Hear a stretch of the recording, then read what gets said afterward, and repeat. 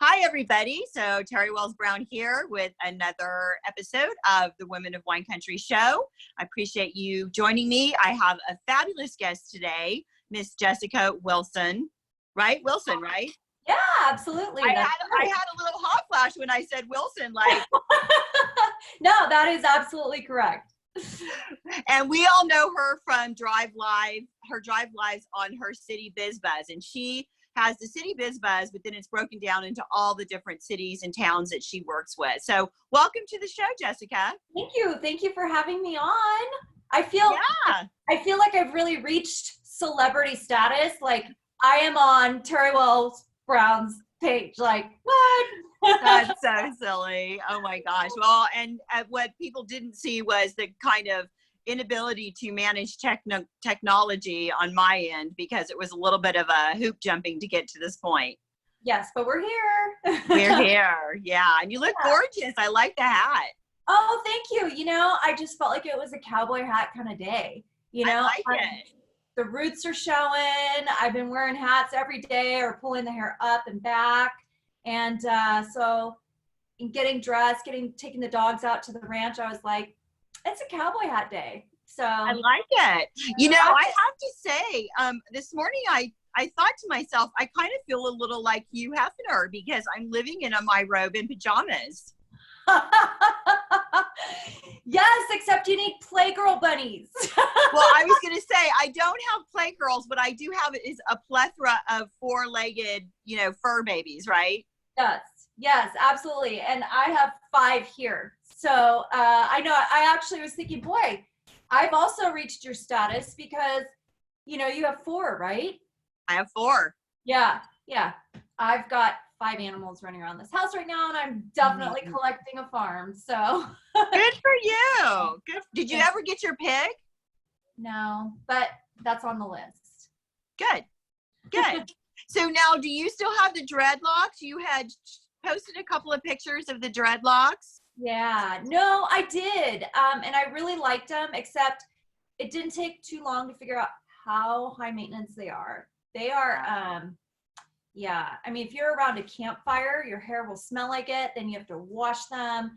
They take a really long time to dry.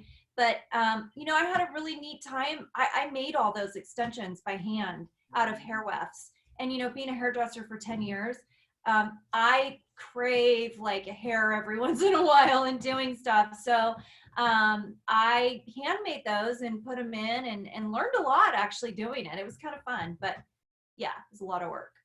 So yeah, I love the look of the braids and the dreadlocks and all of the cool, it's just such a cool look to me. But I have heard from a lot of friends that have had them that they're a lot more work than people realize. Yes. Yeah. I'm actually, go ahead. They're not a neglect thing. People think they're dirty or that you neglect them and that's how you get them. That's quite the contrary. They're actually very high maintenance and a lot of work. So. And were they really heavy? When they're wet, they're extremely heavy. Yes. Gotcha.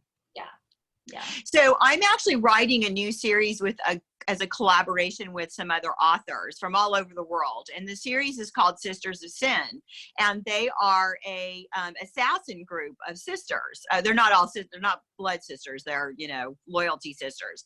One of the characters, which is, I think, book 9, it's my character, she's going to have dreadlocks. So I'll have to get a hold of you. Yeah. That's awesome. To talk about it. I had actually mentioned to the girls, I said, she is going to have dreadlocks because she's not going to have to worry about her hair. She doesn't want to have to worry about her hair. And one of the writers said, well, you don't know anybody who's had dreadlocks, do you? Because they're a lot of work. Yeah. Well, they are, but once you have them, I've watched people do like YouTube stuff where they go camping or they do hikes and they just, literally your hair's done every day. You don't technically have to wash them, but the maintenance in between is a lot for sure. Yeah. So will you put them back in, or are you kind of over it? No, you know what? I am going to embrace my natural gray. I am pretty much all silver, believe it or not. And another thing that happened right before this shelter in place was I had an appointment I had grown some of my roots out and I was going to blend my dark ends, bleach them out and blend them in. that didn't happen. So I'm getting a really good head start on some nice gray roots for the person who's going to blend that in. Well, that's good. And you've been talking about that for a while. Well, I started it and my hair was a lot shorter and I felt more aged than I wanted to, but I feel like now that I have some length and I can like let it grow out a little bit and it'll kind of not be so, LOL. Well, I know from a lot of hairdressers that some of them are losing a lot of their higher end clientele because women my age are letting our roots grow out. Mm-hmm. And we're not as worried about the gray hair anymore. And it's your generation that actually kind of made the gray hair more acceptable because you guys all started dyeing your hair gray. Mm-hmm. And so we were like, wait a minute, we've got the real thing going on here. Right. Yeah, absolutely. And, along with dyeing it gray, and this is again from my past experience as a hairdresser, there are so many amazing things that you can use to enhance gray if you already have gray. People think of the witchy kind of steely, ugly. There are so many enhancing shampoos and, glazes that you can put on them now that are just amazing and make them look just gorgeous. Yeah, I know. I agree. And that part of that, though, is from your generation embracing the gray look. So, yeah. And the silver, that kind of silver. Generation. What's that? I feel like we're the same generation. I think that you're quite a bit younger than I am. I'm Gen X. You're Gen I'm Gen X too, but I'm the first year of Gen X. You're probably like the last year. No, I just turned 44 in March. So I'm 10 years older than you. Okay. I'm 54. Okay, so yeah. I mean that's a good group. That 10 years is a significant amount of time. Yeah. Enough to where we all have gray though, right? Enough to where we all have gray. I mean, shoot, you can have gray at 25, so. True. That's why I started. Yeah, luckily now my hair has lost a lot of color, but right before the pandemic, I took my hair back to its natural color. Yes. And but now it's lost a lot of color, so it's because it was so blonde. Every time I wash it, I feel like it gets a little lighter and a little lighter. But my intention is to just let it all grow out. I'm just gonna let it grow. Yeah, you'll enjoy having just kind of that softness and getting away from the chemicals. You'll realize, ooh, maybe I shouldn't be putting that on my head. Well, they did come out with that study that said that, a significant, like 39% women who dyed their hair ended up with some sort of cancer. So it's like, oh, those are pretty big numbers. That's staggering. Yeah. Imagine working with it all day. Yeah. Yeah.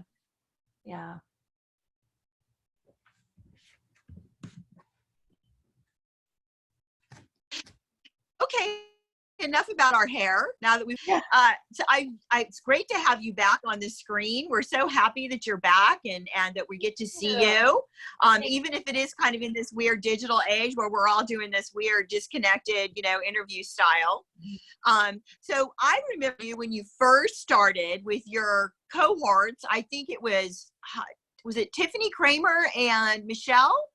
So Michelle, who was an ex-wife of my ex-husband's. Oh my gosh! She was number 2. I'm number 3 ex-wife. And yeah, we actually just hit it off really well and have been really good friends.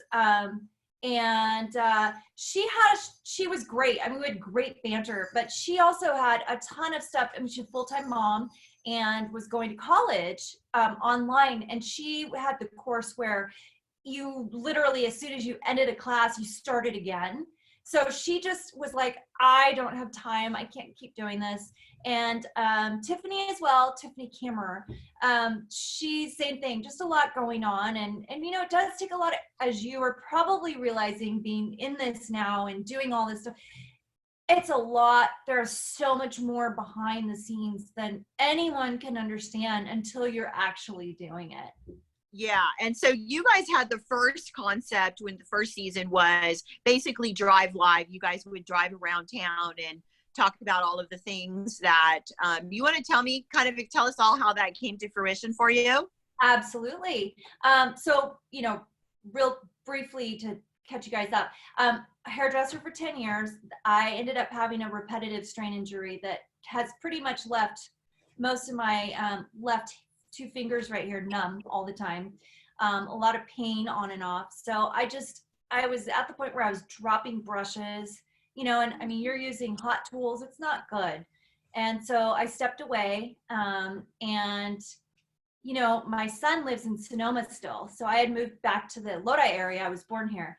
And I listened to a ton of podcasts. And we're talking now, almost 3 years ago, 2.5, 3 years ago, you know, podcasts were something that a lot of people, when you said the word, gave you a blank stare, you know. And I kept saying there's so much information that the people are putting out. And I would just listen. And I started listening to a lot of marketing ones. And the big thing I kept hearing was go live. This is a feature, you are sitting here, here's your phone, you know, you're sitting here with a marketing machine right here. And if you're not getting on and you're not going live, you are not taking advantage of a moment that is like magical. And I was like, you know, it took a few times to hear it. And then I was like, wait a minute, that's true. Like, I can hop on and pretty much have my own TV channel on an information system that millions of people are on. And so, you know, here I find myself, I'm bored. I wanted something to do. And I thought, well, maybe if I started my own business and did lives and started, you know, interviewing other businesses, they're going to get this attention and the word will spread. So I scripted this thing. I mean, I had color coded the lines of what I was going to say. And I did this one, I don't even know how long it was, but, you know, single live by myself and talked about my concept. And finally, I had someone reach out to me and we had scheduled our first live, which was Richard Hyman of Phoenix. Okay. And after we met with him, I was walking out to my car and I said, and I have a little, you know, magnet on my windshield that I would use for my GPS. And I thought, you know what? Let's just go randomly live, like drive around the block real quick since, you know, we're in it together. And let's just amp it up, like talk about that we just got done meeting with Richard and we're so excited and blah, blah, blah. In an hour, I had 900 views. And I mean, this is, you know, I hardly had set up this thing. And so I thought to myself, wait a minute, there's something behind this. And I had heard some feedback where people said, well, we just had to know what you were talking about. You're sitting in your car and, you know, you guys kind of had this really cool expression on your face. And I thought that's a great opportunity to bring other business owners in, or even just talk about businesses in a very casual yet personal way, because, you know, your car, you do a lot of things in your car that people don't know about. Yeah, no kidding. And so it's just a personal space. And, you know, it was a great way just to kind of drive around. And for me, I do, when I'm not really thinking about what I'm doing, it's like it comes more naturally. So to be able to drive around and kind of do it, for me, it was like, it came natural. And then, you know, my other co-host had stepped out, and Heather had been a friend actually that I had connected with because I had done some lives from Woodbridge on Court. And we became amazing friends, like instantly, and now we're inseparable. But I had asked her, you know, I'd stopped it for the last season, and I said, have you ever done, I mean, I had seen that she had done lives, but nothing like this. She's like, well, you know, Heather. She's like, well, okay, you know. And so, I mean, we get in the car and it was just like instant, you know, chemistry. Yeah, totally. And so we kept going and we had all kinds of stuff to talk about. And yeah, it just kind of transpired.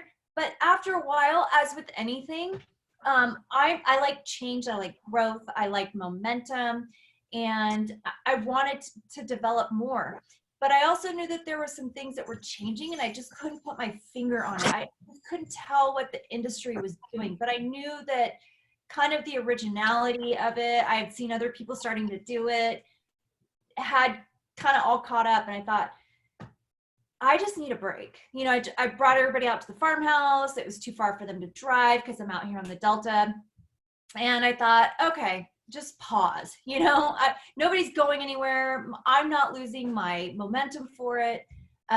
Just pause. And so that's kind of after Drive Live where I went with that. My life is nothing what it was a year ago, and for the better. But I've just kind of embraced the changes, kind of watched from a distance.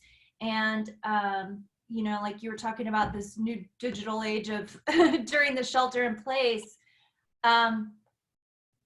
I thought, wow, people are sitting home. They're sitting there probably doing this all day long, right? Yeah. And I thought, hello, businesses are sitting at home too, and they either have a service to provide or they aren't, but they have people that want to see their faces, right? I mean, Yeah. you're in Woodbridge. You love to go to your local restaurants and see people and friends and gather, and we're not able to do that right now. That's right. Yeah. Yeah.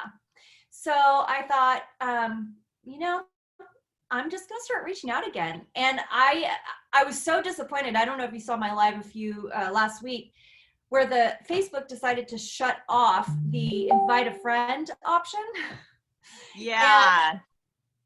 And I didn't know that because I hadn't used it in a while, but it was still there. So, I realized how tenacious I am and that I was going to find a way to do it. So I did find this way to do it. And I've been reaching out to businesses, not only in this area, but across the nation, actually. And I'm just going to keep going for it. I love Good. I love connecting with, businesses and hearing about them and where they're at and what they do and why they do what they do. So yeah, that's from 3 years ago up until now where I'm at. That's great. Good for you. Well, being one of your original fans, because I've watched you from the beginning, I thought it was fantastic what you were doing. I'm glad to see you back. It's always sad to me when I see somebody kind of take a break, but I get that you were just kind of recharging and come back. It's hard to be consistently always on, always all the time. Mm-hmm. Yeah. Yes, it is. And I love what you're doing promoting the businesses, especially at this time. We really do need, as soon as we are all able to get there, I mean, it's going to be up to each one of us to get out and spend our money and make sure that our businesses stay viable, or all of us are going to be in big trouble. Mm-hmm. Yes.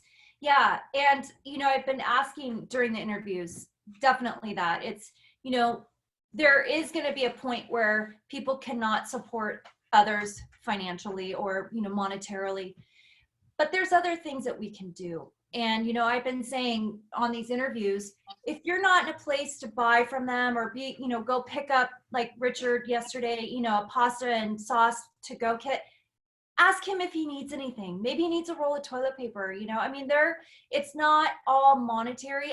I get, because we're talking economy, but our hearts are in this too. And, reach out and just say, can I get you something? Or how are you? I mean, just, he's by himself. So I'm sure he's an introvert, so he's perfectly fine, but I'm using him as an example that, there are people out there that just may need to hear, hey, how are you? Whether it's over Messenger or whatever.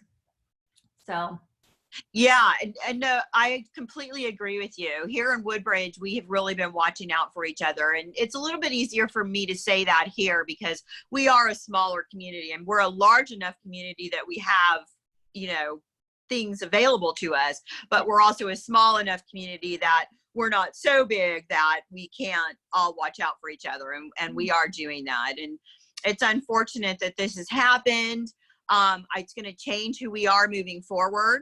It's going to change how we do things moving forward. I think we're all going to come out with a little bit of OCD hand washing, but with all things, innovation will follow. So, just the ability to be able to have these kinds of interviews. Now, it doesn't have to be me inviting somebody down to the station. I can interview somebody who's I just had a author from Scotland on my show.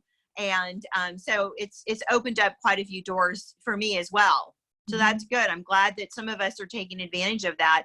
I think just making sure that the businesses that are brick and mortar don't go away because of this is so important. Kind of stops my breathing a little bit, you know? Absolutely. I'm with you on that. But I think that your point that you said about, you know, some of the things I've been asking businesses, you know, is thinking outside of the box. Because like I interviewed Rachel Morgan of Edible Arrangements, and she said, hey, guess what? We have boxes of produce that we can deliver to you guys. You know, we're not just chocolate dipped strawberries right now. We have potatoes and carrots and celery and bags of or boxes of produce that we can bring to your doorstep. They're basic produce, but that's still available. I think that we can all find beauty in this and be more innovative, like you said. You know, think outside of the box. Like something like this could happen at any point. And I have always said, and I'm going to be the first one to admit, I don't practice what I preach, but none of us we live in earthquake country. We could have, you know, a pandemic like this. None of us think ahead or are prepared, you know? And so I hope that we all really look at this as an example of, I need to not live, you know, this is a great device, but we need to get our noses out of it sometimes and really look around us and pay attention to what's going on, because things could change just like this in a heartbeat. Well, and I think that that's very true, because we live through the fires, not even the earthquake, but California is always living through fires, and we're always rallying around our communities that are fires. I think that this is the first time it's been a global situation, and at least in our lifetime, right? And so we'll see how that looks moving forward. But I believe in America, and I think that we are a strong nation, and I have to say, I think our governor has done an amazing job. He's been phenomenal. And I don't get into politics at all. I stay completely away from it. But you got to give credit where credit's due. I think that all of our leaders have done an amazing job, and nobody was expecting this. And, you know, and just kind of really focus on the good things and focus on the good that's coming out of all of this. Yes, absolutely. And I mean, I'm pretty open with my politics on my own personal page, just because you know, City Biz Buzz, we don't do politics or religion, but, you know, I'm very open about being a moderate. I'm not a bleeding heart liberal, and I'm not a staunch right Republican, but, you know, it's like I said, there's beauty in everything in this. And one thing is, like you mentioned, our governor has stood up to the plate. He has been direct, given numbers, he's informative. And I have loved nothing more than hearing him say, and I'm working so well with our president right now. And I know. Nothing more than saying our president say, Gavin Newsom of California is stepped up, and it like gives me chills, because Me I mean, too. let's be honest, those are two extremes right there.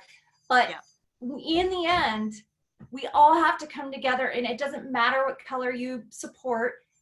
That's not going to solve problems. Coming together and being one and just looking past that is going to get there. And it's just been, like I said, it gives me chills to think about it. So I agree. I couldn't agree more. And I think it's been a great example for all of us, because the nation has been divided. And I think it's a great example to remind us all that when it comes down to it, we're all Americans, and we're all human beings, you know? We all have needs. We all want to live. We all want to be healthy. We want to survive. We have loved ones and neighbors. And in the end, we're all Americans, and we need each other. Yeah, I agree. Yeah. So with that said, let's go back to City Biz Buzz. And I saw that you had started a new group called the Delta Biz Buzz. Yeah. And that's great. I'm so excited for you. So what are you looking like moving forward this next season of yours? Yeah. So moving forward, I am in talks in collaboration with someone who has a similar kind of artistic approach to supporting businesses. Mine has been more in front of the camera. His has been behind. He's had to put himself in front of it. But right before this happened, we had started our collaboration and has been put to a halt. So I can't really say too much until we actually kind of get some wheels turning and are able to put some stuff out. But going forward from today on, yes, I started a Delta Biz Buzz. I have been out in the Delta for almost a year now. And I mean, born and raised in Lodi, not too far, but I'm absolutely loving it out here. I'm still so supportive of all of my friends and community in Lodi and Woodbridge area. But there's so many businesses out in the Delta that are neglected, for lack of a better word. Yeah. We're kind of a forgotten area. And so, yes, I started a Delta Biz Buzz page because there are so many businesses out here that I would love to be able to do what I've done for Lodi Biz Buzz out in this area and help support them. And since I'm doing these interviews, you know, give them some kind of like, whoa, this is cool. Like, let's do an interview. I am doing one later today with, they're called the Meadows of Isleton. There's this amazing campground that has like cows and a garden and farm fresh eggs and everything. So I'm really excited. But That's there's cool. there's a lot of stuff going on out here. So going forward, just going to continue reaching out to businesses, like I said, across the nation, because that's exactly why I named it City Biz Buzz as far as my business page, because city is everywhere, you know, and anywhere you go, small business is the backbone of a community, no matter where you are in the United States. So that's where City Biz Buzz, but the group pages is an opportunity for people in that area to be able to post their business information to that local page and kind of follow that. That's cool. So now, right now, I know that all of your videos are pretty much complimentary, right? They are complimentary right now. I couldn't dream of asking anyone to pay to sit down and you know, basically, I don't want to say plead, but you know, this is clear, desperate times. Right. And just get it out there. Going forward, yes, my collaboration, I'm excited because you and I were talking about prior to the interview, nobody wants to be in front and behind the camera. It is not fun. It is not anything I would wish upon anybody. So having the opportunity to be in front of the camera, which I'm very comfortable doing, and having someone support that for me, it's going to be really neat and definitely step up everything that I have created up until this point. Yeah. Well, I can tell you that the individual that you're thinking about is very artistic. I think it would be a great collaboration. Hopefully it works out. He did an amazing video for my first book release on the Women in Wine Country. You were there at the release, looking gorgeous. Oh, and we all melted our butts off. Oh, that's right. God. Can you believe it was like 1,000 degrees? Oh my gosh. Yeah, but you know what? Everybody went and supported. It was amazing. I was just praying to the Lord that I would get 25 people show up, and I ended up selling over 200 books. So it was just a blessing. And thank you for being there to support as well. I appreciate that. Of course. So, so moving forward then, if people wanted to get a hold of you, because I think that your service is going to be fundamental in helping get events and promotions out and promoting businesses, everybody's going to be collaborating or clamoring for, you know, a limited spot for everybody. So how would they get a hold of you? The best way now is to direct message me on the City Biz Buzz page, or if you happen to be on one of the group pages, literally there are group pages across the nation that I have set up, but local area, there's Lodi Biz Buzz, Delta, Sacramento, any of those, you could send me a direct message, but I would encourage you to go to the City Biz Buzz page, which is the business page, and just send a direct message. It always pops up on my phone or my computer or whatever I'm on. Okay, good. And then what I can do is put a link in this video as well. So Perfect. This video will air tomorrow morning. Awesome. I'm excited. And so I can put a link in here as well, so that anybody who wanted to get a hold of you when the pandemic lifts, they can probably get a hold of you ahead of time and start putting some marketing plans in place, so that when the pandemic, you know, quarantine lifts, everybody can just get out there and start supporting each other. Yes, absolutely. 100%. I'm open to booking things right now. I've been reaching out just to do these interviews as they come in. people have stepped up and there's a lot of interest. So I'd imagine once, yes, the pandemic lifts, that there will be a lot more interest. So if you want to plan ahead and get yourself set up for something, that would be great. So, and just to let you know as well, Woodbridge, and I think Steve actually mentioned this on his video, Woodbridge is planning to do something for 4th of July. So our, pie in the sky idea is that we close down the main street and we all party out on the street during the day and then go drink wine slushies and watch the fireworks go off. Yeah. Yeah. So we'd love to have you guys be a part of that and, come. We're going to have music and vendors and all of the things. So we'd love to have you included in that. That would be amazing. I would love that. That's such a great opportunity to, reach out to local business owners there. Yep. And, patrons. Patrons are just as important as hearing from the owners because that's why they're there. So absolutely, that would be amazing. I would love that. Awesome. Great. Okay. So, well, is there anything that you'd like to leave with our viewers for this first interview with me? Well, thank you for giving me the opportunity to speak on your show. It really is a compliment, a huge compliment. And, I would just want to say to people out there that just stay strong. I try to keep myself outside of where I am because, I'm going nuts taking care of animals all day or doing whatever, but I have my health in the end.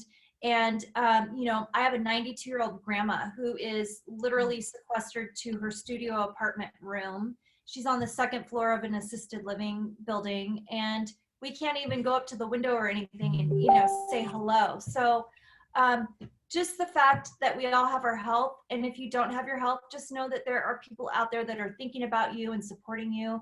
And if you need anything, that all of us reach out. This is a time to reach out and to be responsible and stay at home. Well, I couldn't have said it any better. That was a wonderful send-off. So, well, thank you very much, Jessica, with City Biz Buzz. I do appreciate you coming on the Women of Wine Country show. And hopefully you'll come back and we'll for sure have you on in July. Thank you, Terry. That's awesome. Thank you so much. And you take care. You too. Thank you. Hold on just a second.